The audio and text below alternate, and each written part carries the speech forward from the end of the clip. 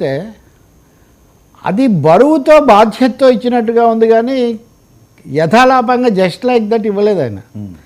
పవన్ కళ్యాణ్ చాలా విమర్శలు భరిస్తున్నాడు, చాలా దీంట్లో ఉన్నాడు కాబట్టి ఆయనకు మా అమ్మగారు నేను అండగా నిలబడుతున్నాము అని అంటే అది మీరు దాంట్లో మెసేజ్ అండర్లయింగ్ మెసేజ్ ఏంటి?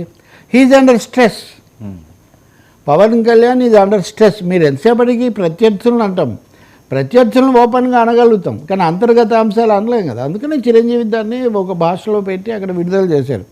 ఇప్పుడు మహాసేన రాజేష్ చేసిన లేకపోతే ఆయన ఎవరు పాత అభ్యర్థి వర్మ ఎక్కడో మాట్లాడాడని వైసీపీ వాళ్ళు ఒక వీడియో వైరల్ చేస్తున్నారు. అందుకే నేను చెప్పేది ఇవన్నీ, అందుకే ఏది ఫేక్ ఏది షేక్ అని చెప్పలేని ఒక పరిస్థితి కూడా ఉంది. ఒకటి ఆ విడుదల చేసేవా, అది విడుదల చేసాక ఫేక్ అని మీరు నిరూపిస్తే ఓకే, వెల్ అండ్ గుడ్.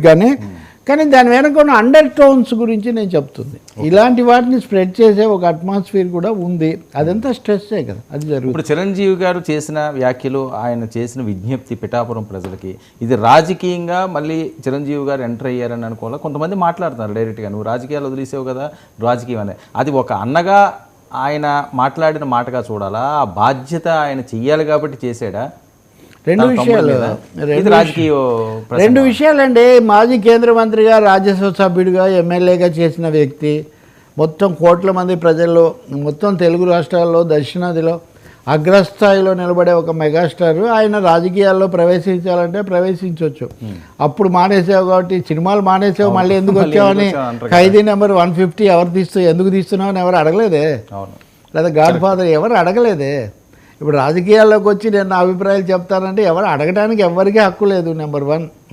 అలాగే నేను పాక్షికంగా పరిమితంగానే పాల్గొంటానంటే కూడా అది ఆ హక్కు కూడా ఆయనకు ఉంది. కానీ మూడోది ముఖ్యమైనది ఏంటంటే ఆయన విజ్ఞప్తిని మనం రాజకీయ ప్రవేశం అని మనం ఇప్పటికిప్పుడు చెప్పలేము. తమ్ముడి కోసమని ఆయన కొనిదెల పవన్ కళ్యాణ్ అని చాలా పూర్తిగా ఇంటి పేరుతో సహా నేపథ్యంతో సహా అన్నీ చెప్పి మరి అమ్మగారిని కూడా ఇన్వోక్ చేసి మరి అవి చెప్పాడు ఆయన. కాబట్టి దాన్ని రాజకీయంగానే చూడాల్సిన అవసరం లేదు. ఇప్పుడు వెంకటేష్ గారు వెళ్ళి ఖమ్మంలో ఆ రామ సహాయంకు తరఫున కాంగ్రెస్ ప్రచారం చేస్తున్నారు. ఆయన ఎప్పటి నుంచో ఖమ్మంలో సీనియర్ కాంగ్రెస్ నాయకుడు, అందరికీ పరిచితుడు. ఆయన దగ్గరికి వెళ్ళి వెంకటేష్ ప్రచారం చేశాడు కాబట్టి వెంకటేష్ రాజకీయాల్లోకి వచ్చాడు, కాంగ్రెస్లో ప్రవేశించారంటే ఎట్లా కుదురుతుంది? ఉంది చిరంజీవి నటుడు అనేక పాత్రలు ధరించినట్టే చిరంజీవి అనే మెగాస్టార్ రాజకీయాల్లో ఒక 10 ఏళ్ళు ఉండి మళ్ళీ ఉన్నారు. కానీ more as a brother, I think more as a బ్రదర్గానే ఆ ప్రకటన ఇచ్చినట్టుగా కనిపిస్తుంది. కాకపోతే ఇచ్చినప్పుడు పవన్ కళ్యాణ్తో పాటు మిగిలిన సైనికులకు కూడా మద్దతు తెలిపుంటే పోయేది కదా.